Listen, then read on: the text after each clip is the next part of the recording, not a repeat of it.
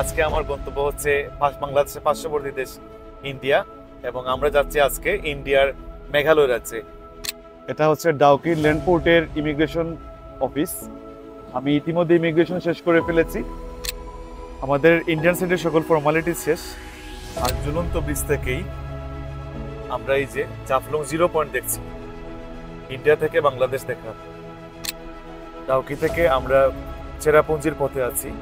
আমাদের থালি চলে আসছে, ভেজ থালি। শুভ সকাল, আমার নতুন একটি ভিডিওতে আপনাদের সবাইকে স্বাগত জানাচ্ছি। আজকে আমার গন্তব্য হচ্ছে বাংলাদেশের পার্শ্ববর্তী দেশ ইন্ডিয়া, এবং আমরা যাচ্ছি আজকে ইন্ডিয়ার মেঘালয় রাজ্যে। ইন্ডিয়ার মেঘালয় রাজ্যে যাওয়ার জন্য আমরা সিলেট থেকে রওনা হয়েছি প্রায় 1.5 ঘন্টার কাছাকাছি সময়। আর সিলেট থেকে মেঘালয়ে যাওয়ার জন্য ডাউকি বর্ডারে যেতে হয়। আর সিলেট শহর থেকে ডাউকি বর্ডারের দূরত্ব হচ্ছে প্রায় 55 কিলোমিটার। যেতে সময় লাগে প্রায় 2 ঘন্টার কাছাকাছি। তো আমরা একদম বর্ডারের কাছাকাছি চলে আসছি। ওই যে বললাম, আমি 1.5 ঘন্টা ইতিমধ্যে জার্নি করে ফেলেছি। কিছুক্ষণের মধ্যেই আমরা ডাউকি বর্ডারে পৌঁছাবো।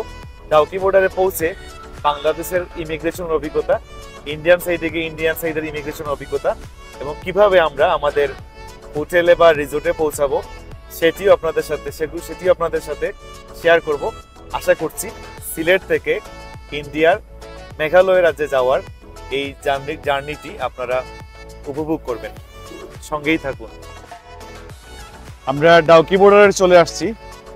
আর ওই যে ইন্ডিয়ান সাইডের যে গেট, আর এর বাম পাশে হচ্ছে ট্রাভেল ট্যাক্স রিসিপ্ট জমা দেওয়ার অফিস। আর এর ডান দিকে আমি যেখানে দাঁড়িয়ে আছি, এর ঠিক উল্টো দিকে ইমিগ্রেশন।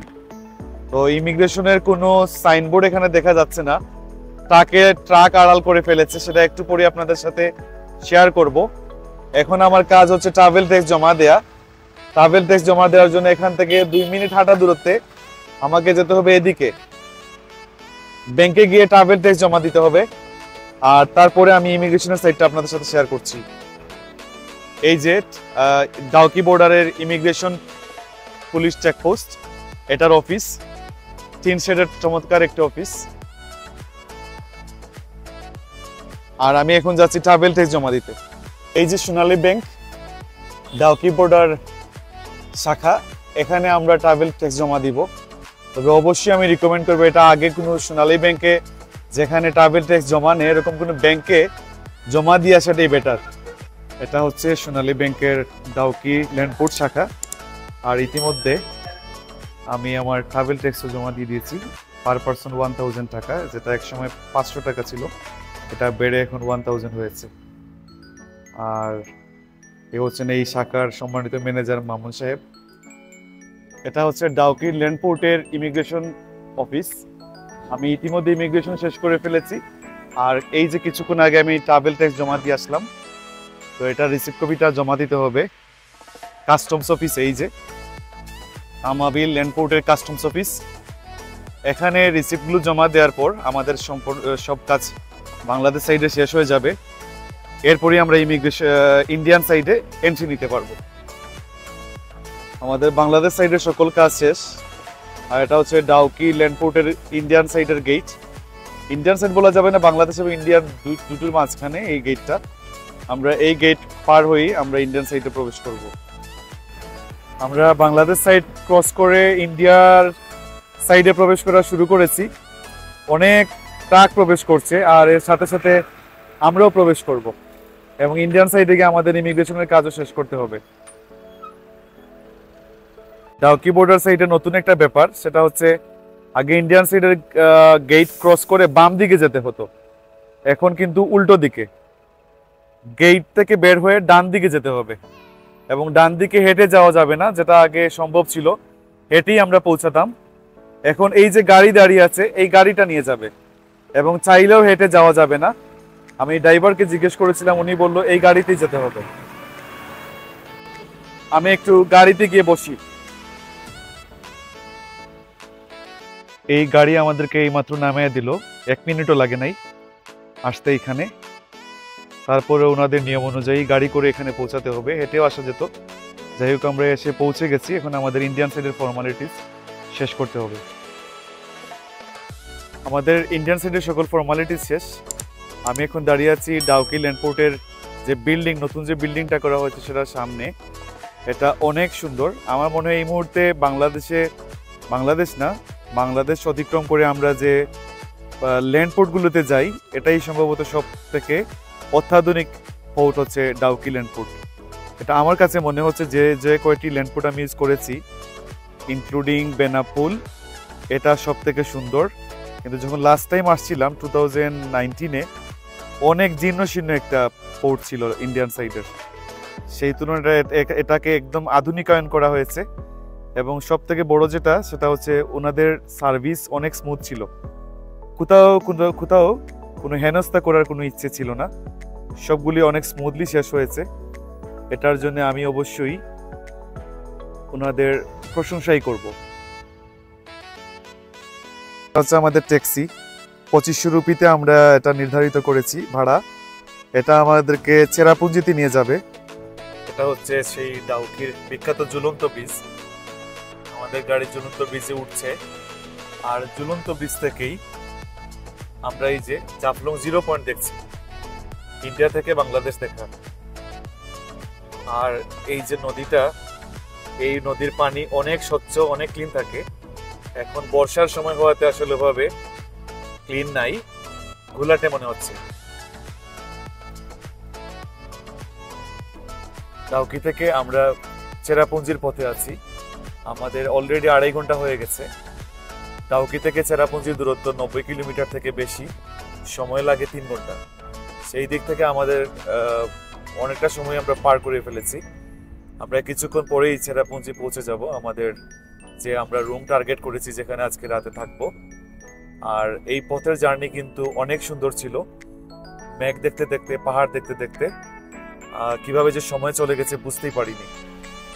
আর চেরাপুঞ্জি মানেই হচ্ছে মেঘ দেখা, ঝর্ণা দেখা, আর এটার জন্যই চেরাপুঞ্জি বিখ্যাত। বাংলাদেশে অনেক গরম ছিল, সেই গরম থেকে জাস্ট 2 থেকে 3 ঘন্টা দূরত্বে এত ঠান্ডা, এত সুন্দর একটা পরিবেশে এসে খুবই ভালো লাগছে। আশা করছি আমার বাকি সময়টা উপভোগ্য হবে এবং আমাদের সাথে আপনারাও উপভোগ করবেন আমাদের এই চেরাপুঞ্জি সফর। সকাল থেকে জার্নির উপরে আছি, এখন পর্যন্ত দুপুরের খাবার খাওয়া হয়নি। এটা হচ্ছে রেস্টুরেন্টের ভিতরের সাইড, বেশ বিজি মনে হচ্ছে। আর এই যে মেনু, অলরেডি অর্ডার দিয়ে দিয়েছি। এই যে থালি, এই ভেজ থালি অর্ডার দিয়েছি, আর প্রাইস হচ্ছে 200 টাকা। আর খাবার আসলে খাবারটা আপনাদের সাথে শেয়ার করব। এই থালির মধ্যে কি কি আছে সেগুলো আপনার থালি আসলে দেখতে পারবেন। আমাদের থালি চলে আসছে, ভেজ থালি। এখানে 7টা আইটেম আছে, আর প্রাইস আগেও বলেছি 200 রুপি। বাংলাদেশের 200 রুপিতে কত আসে? হ্যাঁ, 300 টাকার মতো। তো খাবার কেমন হবে জানি না, বাট প্রেজেন্টেশন দেখে মনে হচ্ছে ভালো হবে, দেখা যাক। ছিলাম ফুডের একটা রিভিউ দিব, তো খিদার ছুটে সেটা সম্ভব হয়নি। খাবার মোটামুটি ভালোই ছিল, আমি এক্সেলেন্ট বলবো না, চলে। আর এখন অর্ডার দিলাম চা, এই যে লেমন টি, এটার প্রাইস পড়েছে 20 রুপি।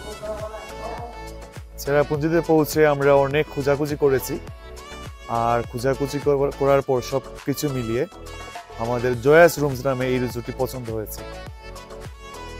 ওয়াইফাইও আছে, অনেকগুলোতে ওয়াইফাই ছিল না, আর এটাতে ওয়াইফাই আছে, সিগন্যাল যদিও একটু লো, কিন্তু রুম খুবই ক্লিন।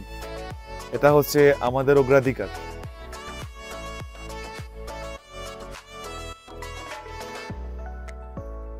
আর আমরা রুম নিয়েছি উপরের ফ্লোরে, সিঁড়ি বেয়ে উপরে যাব। চলুন এবার আপনাদের সাথে আমার রুমটি একটু শেয়ার করি। প্রবেশ মুখের সামনেই রয়েছে চেয়ার টেবিল, আর এদিকে আছে ওয়ার্ড্রোব।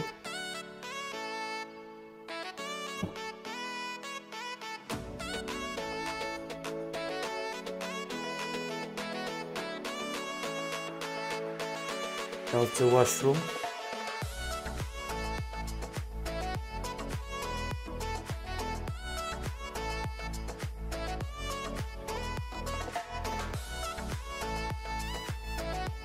অনেক ক্লিন,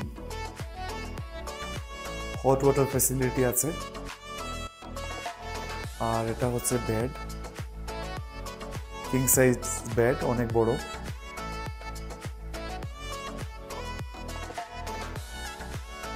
টিভি,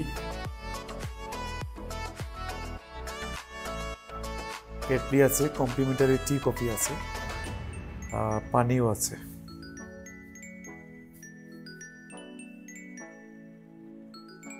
আর এদিকে আছে বারান্দা।